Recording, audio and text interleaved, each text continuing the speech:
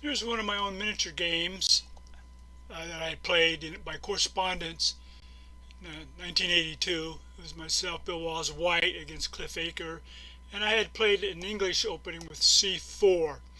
Normally you can play something like E5 or C5, or what he played is knight F6.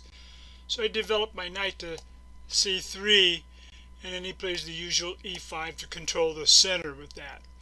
And normally you can play NF3, which is the most popular, or G3 if you can counter the bishop, etc. with that. But I didn't want this pin right away at the time, so I played A3 to prevent the pin.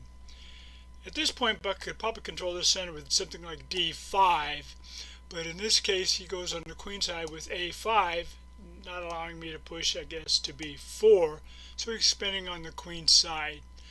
Well, that gives me a chance to develop the center. I could either play knight F3 and get that out, or just push the pawn to D4, which is what I did. At this point, he could have played pawn takes, and my queen could have taken. He would have kicked my queen back. I would have gone queen to D3 with this. It was probably an equal game. He might have followed it up with something like bishop to C5, then I would get out the knight to F3. So that was one idea. But at this point with this, rather than exchanging, he just went for C6. So now I can take the pawn. I thought that was okay. Now the knight can either go to G8 like that, or in this case he plays knight to G4, and he's attacking that pawn on E5. So I could hold it with something like N of 3, or I could play the bishop F4. But in this case I push my queen out to D4, threatening the knight that's also on G4 and getting that out, trying to control the center that way. So he wants to protect the knight, doesn't want to move it, hardly anywhere to go. Knight on the rim is dim. So what he does is push pawn to D6. Now the bishop is protecting the knight, so the D6 was played. I could have played F3 to develop, or I could have played F4 to hold that pawn. But in this case, I want to kick back the knight to H3. Now, of course, he can play this, and I would probably take. But in this case with this, he decides to say, wait, I got enough on this pawn. I got a pawn and a knight on this, and I've only got a queen. So he's going to play the knight there with this on C5. Now he had another idea. He could have probably gone C5 to kick my queen back. I move it away with this. He takes a pawn, and I push it. It's pinned, so this isn't very good. He can probably follow up with a check. I'd have to move my king, but white should be a little bit better here.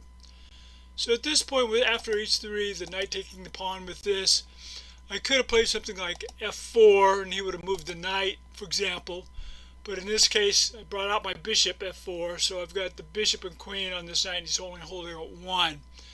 So he could have played the knight, the other knight, and protect it with knight BD7, and I could perhaps bring my pawn out to E3 and get my bishop out.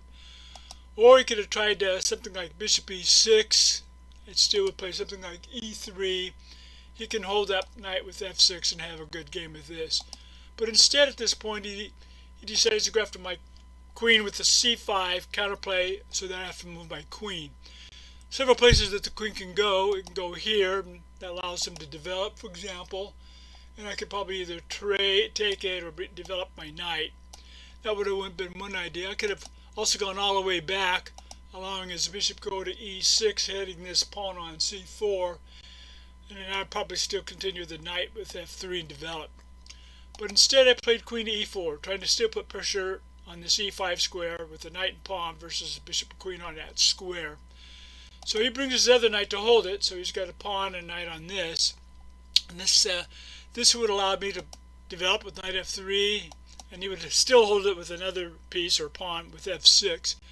But at this point I said, well, I'm ready to castle queenside and get my rook in the game and my king safely. So I played castle long, and so now he's got something like F5. I moved my queen perhaps to D5.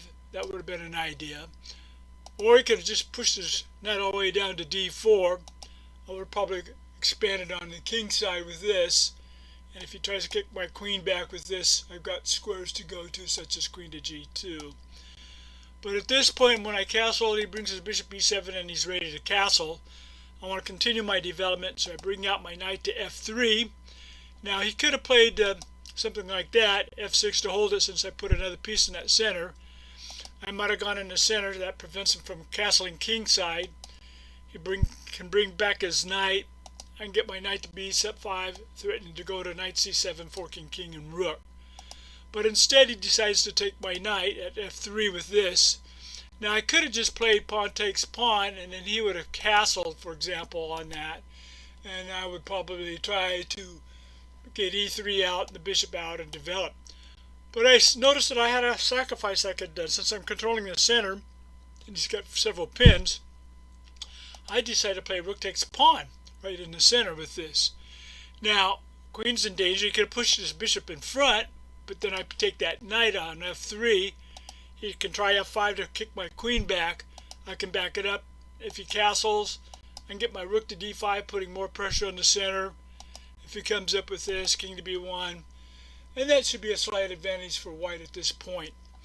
So at this point with this, he makes a bad move. He played queen c7, and that allowed me to play knight to d5. But if I would have simply taken the knight, his bishop would have gone to f5, counterplay, trying to make my queen move with this.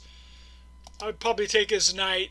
This queen would take my rook with this. My queen takes f5 with this.